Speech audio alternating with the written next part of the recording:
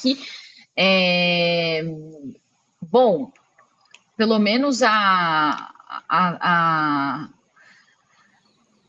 Tesla já foi bem impactada, né, Lori? O Lori estava falando sobre as quedas nas vendas, e daí tem até uma questão, assim, que acho que ultrapassa, né, o que está acontecendo, assim, bom, tem toda uma questão de como o Elon Musk estava se afastando da gestão, ele que sempre foi muito próximo das gestões das suas empresas, ele dormia nas empresas, fazia os executivos dormirem nas empresas, aquelas coisas, e ele estava meio se afastando, e um questionamento sobre falta de inovação da Tesla, você falou da BYD, né, a chinesa, chegando com tudo no mercado, etc. Então, acho que essa é uma questão. E eu até estava, outro dia, fazendo uma reportagem sobre a anti-americanização, né? Que quando houve aquelas leis protecionistas também, lá na década de 30, Smoot-Hawley, houve um efeito que era o seguinte, não era só os países que estavam ali com o aumento das tarifas, que acabavam não comprando mais tanto dos Estados Unidos, mas também os países que, não era só por causa das tarifas, mas os países começaram a querer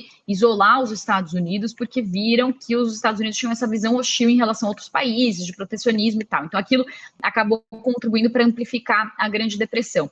E aí, o que eu tenho lido muito também é sobre vários países que já com essa política tarifária, aí eu acho que vai além dessa briga entre Musk e Trump, começam a querer boicotar as empresas americanas ou tentar até mesmo diversificar a sua produção, diversificar suas compras, justamente para não depender e para não serem afetados por essa incerteza toda que tem aqui nos Estados Unidos. Então, queria saber também o que você acha. O Mário Jorge perguntou, o Mário Jorge que perguntou, Lori, falando então sobre essa questão das Big Techs, né? O que você acha de impacto?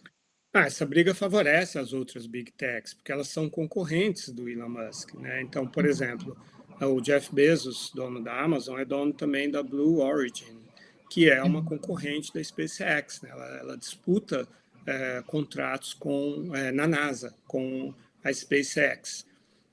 Também no campo das redes sociais, o Mark Zuckerberg, ele era um desafeto do Musk e do Trump. Do Musk por serem concorrentes, e do Trump porque ele adotou moderação no Facebook na época da pandemia, porque havia desinformação que levava as pessoas a não se vacinar, a não se proteger, né?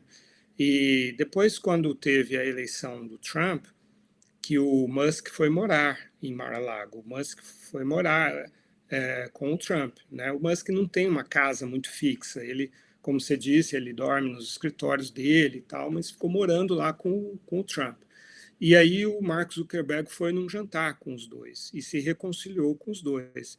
Entre o Zuckerberg e o Musk tinha até duelo, né? Falavam em fazer um duelo de luta livre e tal. Aí o Zuckerberg se reconciliou, retirou, né, os mecanismos de moderação das redes, e não há nenhum motivo pelo qual ele vá se distanciar. Pelo contrário, o Trump precisa mais dele agora. E o Trump, nesse pacote, ele incluiu um dispositivo que impõe impostos, né, para empresas estrangeiras quando elas tentam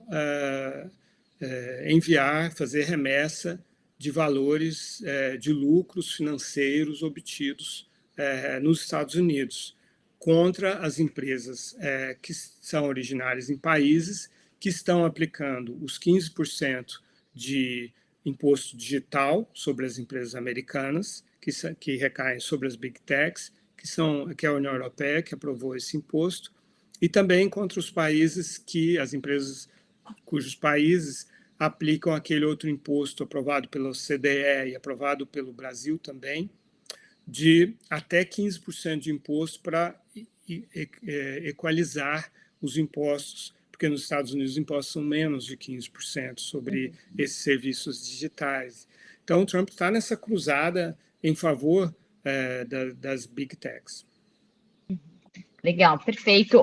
Então, tem mais perguntas no chat, mas infelizmente